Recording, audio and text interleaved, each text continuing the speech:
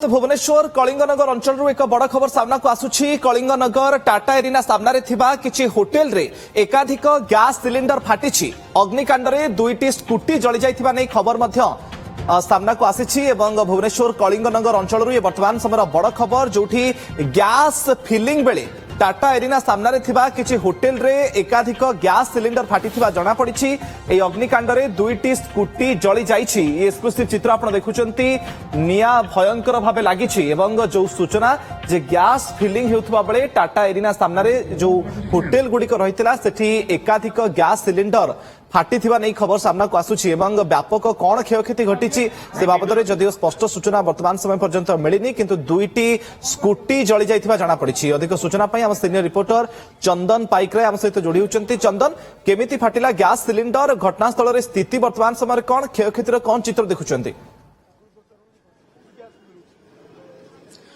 देखंतु सबुठु बड़ कथा होची जे जेतेबेले वर्तमान गैस संकट देखा देइछि अनेक जगार यही भावे बेआईन भावे गैस फिलिंग करा जाउथुवा देखा जाइछि, जहाकु नेकी जोगान विभाग मध्य चढ़ाऊ करुछि। किंतु आज ये दृश्य बयान करुछि जे जोगान विभाग सठिक भावे चढ़ाऊ करू नाही एवं बेआईन गैस कारबार को रोकी पारु नाही। कारण ये जो गैस टांकी गुडी को देखुछंती ये कोनोसी लाइसेंस प्राप्त किंबा कोनोसी गैस एजेंसी ठारू जबत हेतिबा टांकी नुहे।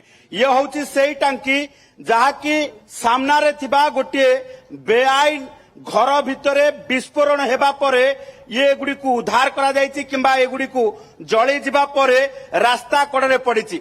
तबे विस्फोरण एते भयंकर थिला जोठी लोक माने केबे चिंता करि नथिले जे गैस टांकी फाटिले एते भयंकर विस्फोरण हेई पारे। पाखापाखी अध किलोमीटर बाटरे जाइकी गैस टांकी फाटिकी पड़िछि, जहाकी आपण देखुथिबे जे ये जो पार्क रही जो वन रही से वन भितर पड़ी टांकी जोठी जली जाइछि एवं स्थानीय लोके एबे भी आतंकित अछंती। एबे भी वर्तमान घटना को लेकिन समस्ते चिंता प्रकट करुछंती। जदि ये क्षयक्षति जो रही जनवसति उपर को टांकी फुटिकी पड़ी था तेबे कौन होता ताकू लेकिन आम प्रतिक्रिया नेबा। घटना देखुछंती अनऑथराइज भावे अर्थात बेआईन भावे ये तले गैस कारबार करा जाउची, ये जनजीवन पाई केते क्षतिकारक एवं घटना कोन? सर आज डेट आम मानू गैस मिलूनी बुकिंग करिया 25 दिन 30 दिन पर आसी एमिति कि आमे लिंगराज गैस ये रे भी आमे जाई कि कंप्लेंट भी करछु। एटा मो 3 थर कर चली किंतु गैस मिलिबोनी एठी किंतु चोरा में एमानक बाको आस जाउछ। दुर्घटना हला बेल तो जना पड़िला ना आज्ञा ये दुर्घटना आमे भी देखि आसु किंतु कंप्लेंट देले भी माने सुनु ना कहते ना आम बाकु गैस जाउन किंतु गैस आसु को गोटे दुर्घटना को लेकिन आमे वर्तमान जदि चित्र देखौछे किंतु से दुर्घटना भितरु किभଳି भाबे एठी चोरा कारबार चलीथिला गैस रो से कथा सामना को आसुची। आमे दृश्य देखैबु जे दुर्घटना केते भयंकर थिला, ये अघटन ये विस्फोरण केते भयंकर थिला, जोथि पाई ये अस्थायी शेड रे एठी गोटे घर थिला।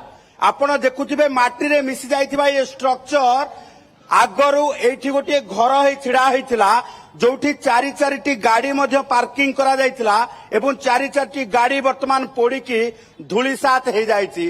ता सहित घरटी पूरा भांगिकी माटी रे मिसी जाइछि। गोटिए गोटिए इटा खंड बयान करूछि जे गैस टांकी रे निया लागिबा परे विस्फोरण केते भयंकर थिला एवं से भयंकर विस्फोरण बेले ये स्थानीयवासी आतंकित हो पड़ते। किए कहूची जे हठात ईरान रो युद्ध परी शब्द होउथिला तो आउ किए कहूची जे पाखरे किछि बड़ धरणर अघटन घटी जिवार आशंका करा जाउथिला। तेणु एभली स्थिति रे चिंता करंतु जे गोटिए घर भितरे 16टी टांकी रही बड़ टांकी एवं 5 केजिया टांकी को जेतेबेले फिलिंग करा जाउतला सेतिकी बेले अग्निकांड घटिबा सहित ये विस्फोरण घटिला एवं गोटिए परे गोटिए गैस टांकी फुटिबा आरंभ कला। तेणु एभली क्षेत्र रे स्थानीय अंचल रे जेतेबेले भयावहता परिस्थिति सृष्टि हैला हठात लोकंक मनरे सृष्टि हैला जे ईरान रो युद्धर ये प्रकोप बोध हुए भुवनेश्वर रे देखा देछि। कारण भयंकर विस्फोरण भयंकर शब्द ତା ସହିତ ଗୋଟିଏ ଗୋଟିଏ ଟାଙ୍କି ଯେତେବେଳେ ଫୁଟୁଥାଏ ପାଖାପାଖି 1/2 କିଲୋମିଟର ବାଟରେ ଯାଇ ଛିଟକିକି ପଡୁଥାଏ। ତେଣୁ ଏଭଳି ସ୍ଥିତିରେ ଗ୍ୟାସ୍ ଟାଙ୍କି ଫୁଟୁଛି ନା ବାଣ ଫୁଟୁଛି ନା ବିସ୍ଫୋରଣ ହଉଛି ନା ଶକ୍ତିଶାଳୀ ବୋମା ଏଠି ବିସ୍ଫୋରଣ କରାଯାଉଛି ତାହା କେହି ଜାଣିପାରିନଥିଲେ କିଛି ସମୟ ପାଇଁ। ତେଣୁ ଏଥିରେ ଜଣେ ବ୍ୟକ୍ତି ଗୁରୁତର ହେଇଛନ୍ତି, ତାଙ୍କୁ ଗୁରୁତର ଅବସ୍ଥାରେ ପ୍ରଥମେ ଘରୋଇ ହସ୍ପିଟାଲକୁ ନିଆଯାଇଥିଲା। ଏବେ ଆମ ପାଖରେ ଯାହା ସୂଚନା ରହିଛି ତାଙ୍କୁ ଏମ୍ସର ବର୍ନ ୱାର୍ଡକୁ ସ୍ଥାନାନ୍ତର କରାଯାଇଛି। ତା ପରବର୍ତ୍ତୀ ସମୟରେ ଜଣାପଡ଼ିବ। ଚନ୍ଦନ, ଏହି ଘଟଣାର ତଦନ୍ତ ବର୍ତ୍ତମାନ ସମୟରେ କେମିତି ଚାଲିଛି ଏବଂ ଯୋଗାଣ ବିଭାଗ ପକ୍ଷରୁ ଆଗକୁ ବ୍ୟାପକ କରାଯିବ କି ଚଢାଉକୁ, ଯୋଉ ସ୍ଥାନରେ ବି ଏମିତି ବେଆଇନ ଭାବରେ ଗ୍ୟାସ୍ ଫିଲିଂ କରାଯାଉଥିବ? ଦେଖନ୍ତୁ, ବର୍ତ୍ତମାନ ସ୍ଥିତିରେ ପ୍ରାଥମିକ ଭାବେ ଅଗ୍ନିଶମ ବାହିନୀ ପକ୍ଷରୁ ଆସିକି ସ୍ଥିତିକୁ ନିୟନ୍ତ୍ରଣ କରାଯାଇଛି, କିନ୍ତୁ ପରବର୍ତ୍ତୀ ସମୟରେ ଇଏ ଘଟଣାର ଛାନବିନ ତଦନ୍ତ ପୋଲିସ କରିବ। ୟାକୁ ନେଇକି ବର୍ତ୍ତମାନ ପୋଲିସ ତଦନ୍ତ ଆରମ୍ଭ କରିଦେଇଛି।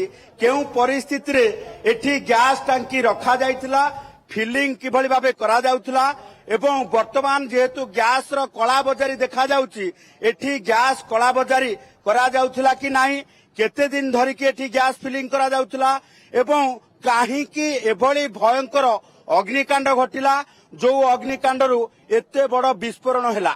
ତେଣୁ ଏଭଳି ସ୍ଥିତିରେ ପୋଲିସ ପୁରା ଘଟଣାକୁ ନେଇକି ତଦନ୍ତ କରୁଛି। ଆମେ କିଛି ପ୍ରତିକ୍ରିୟା ନବା, କଣ କହିବେ? ନା ପ୍ରତିକ୍ରିୟା ମୁଁ ଦେଇପାରିବିନି। ଏଇଟା ଆମକୁ ଭାବିଲି ତ ଇରାକରୁ ଆସିଲା ଗୋଟେ ଯୁଦ୍ଧ ଆସି ବୋଧେ ପଡିଗଲା। ଏବେ ତ ଇରାନର ଯୁଦ୍ଧ ଚାଲିଛି, ଏଇଟା ଆମେ ଭାବିଥିଲୁ ଏତେ ଜୋର ଶବ୍ଦ। ଏଇ ଜୋର ଶବ୍ଦ ଥିଲା, କିନ୍ତୁ ଆଉ ଦେଖିଲୁ ଗୋଟେ ତାର କାଟି ହେଠିବ। ଆମେ ଭାବିଲୁ ଗୋଟେ ଗାଡି ବନିବ, ତାପରେ ଭାବିଲୁ ଗୋଟେ ଡବଲ ଡବଲ ହେଲା ଯେତେବେଳେ ଆମେ ଗୋଟେ ଇରାକରୁ ବୋଧେ ଯୁଦ୍ଧ ଆସିକି ଏଠି ବୋଧେ ପଡିଯାଇଛି। ଆଉ ମୁଁ ଡିଆ ମାରିକି ପଳେଇଗଲି ସେଠୁ, ବାସ୍ ଏତିକି। ତା କରନ୍ତୁ ଯେ କେତେ ଭୟଙ୍କର ଥିଲା ସେଇ ସମୟର ଦୃଶ୍ୟ, କେତେ ଭୟଙ୍କର ଥିଲା ସେଇ ଶବ୍ଦ, କେତେ ପ୍ରଚଣ୍ଡ ଶବ୍ଦରେ ଥରୁଥିଲା ଇଏ କଳିଙ୍ଗନଗର ଅଞ୍ଚଳ। 16ଟି ଗ୍ୟାସ୍ ଟାଙ୍କି ଏକା ସମୟରେ ଯେତେବେଳେ ଜଳି ଉଠିଥିଲା ଆଉ ଯେତେବେଳେ ବିସ୍ଫୋରଣ ହେଇଥିଲା, ଚିନ୍ତା କରନ୍ତୁ ସେ ପରିସ୍ଥିତି, ସେ ସମୟ কিভাবে ভাবে রয়েছে। ভয়ঙ্কর বিস্ফোরণ হয়েছে, যার চিত্র মধ্যে আপনারা দেখুলে। বহুত বহুত ধন্যবাদ চন্দন আপনার সূচনা পাই।